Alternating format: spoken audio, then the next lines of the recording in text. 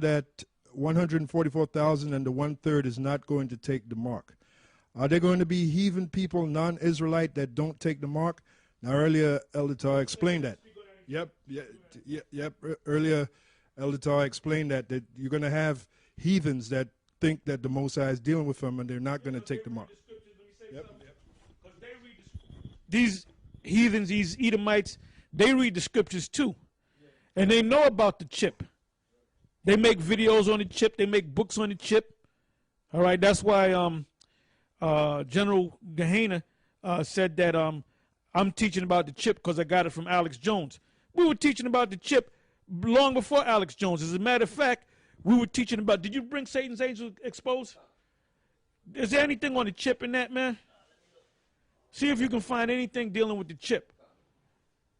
Because if there is, I want to say something on that. Go ahead. All right, going back to what I just read. In these two verses, it talk about no man might buy or sell save he that have the mark, etc. Now, we know that 144,000 and the one-third is not going to take the mark. Are there going to be heathen people, non-Israelite, that don't take the mark? And the answer is yes. All right? Okay, here's where I need y'all's help. Okay, remember this verse, Revelation 13:8. And all that dwell upon the earth shall worship him, whose names are not written in the book of life of the Lamb slain from the foundation of the world. The key words, all worship him, and earth. Who is him? The beast, right? Yeah, the answer is the beast. All that dwell upon the earth shall worship him. Worship him who? The beast, or the so-called white man's power structure. Who? Yeah, NATO, EU, his image, right? His image, which is the chip, you know, of wickedness in general. His image is his system. It's a Roman system. That's his image. Right. Right. The image being the Roman system, which part of his image, let me say it like that, is the chip. All right. The key words, all worship him, and earth. Who is him? So you know who him is now. The beast, right? Yep, the answer is correct. The beast. Now check this verse out. And all that dwell upon the earth shall worship him, whose names are not written in the book of life of the Lamb slain from the foundation of the... let me read this again. Now check this verse out. And all that dwell upon the earth shall worship him, whose names are not written in the book of life of the Lamb slain from the foundation of the world. Here are those key words again. All worship him and earth.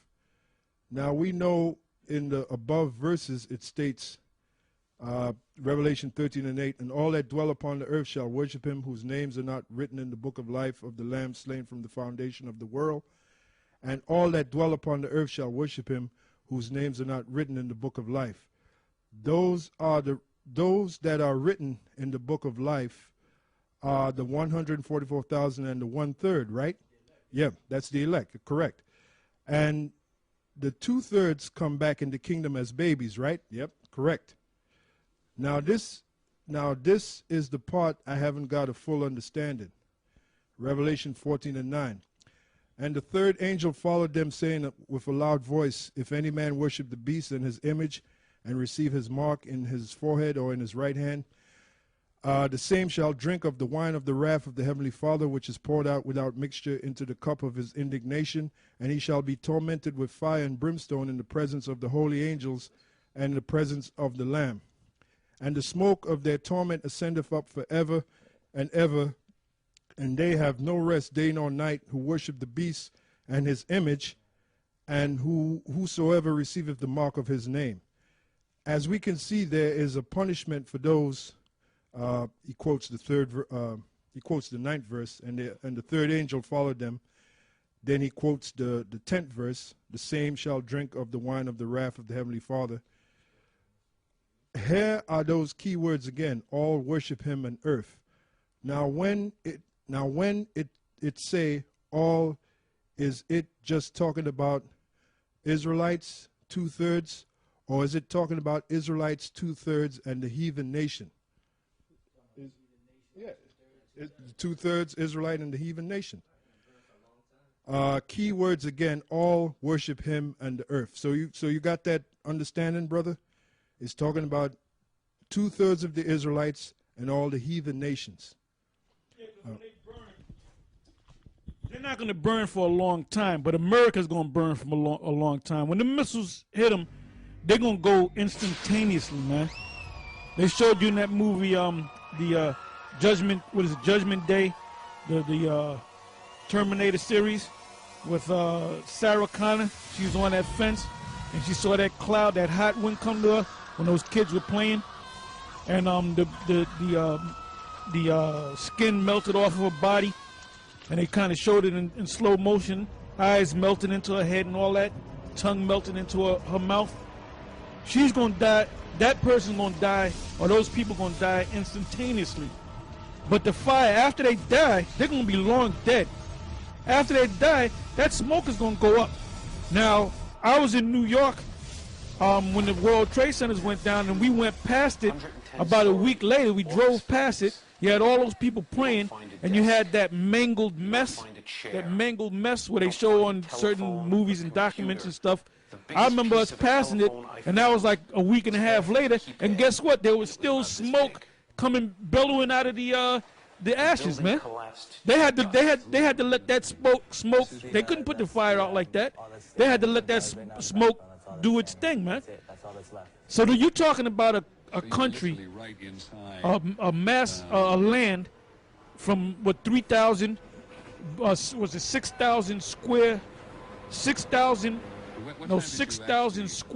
miles, because you got 3 by 2.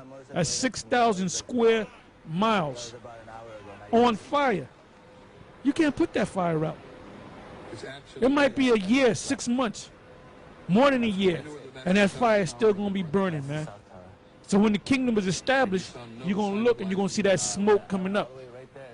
Now it says forever and ever. It doesn't mean forever and ever. It means it's going to burn until it burns out, but it's not going to be inhabited again.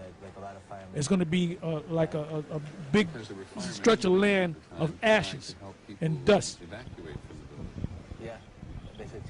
Yeah, this is a precept in the Apocrypha, 2nd Esdras, the 9th chapter, and this is concerning those 2/3 that are going to burn when the missiles hit, but you know they're gonna come back in the reincarnation. They're gonna be born again, you know, as babies, like you said, brother, and then they're gonna learn the right way. This is 2nd Esdras, the 9th chapter.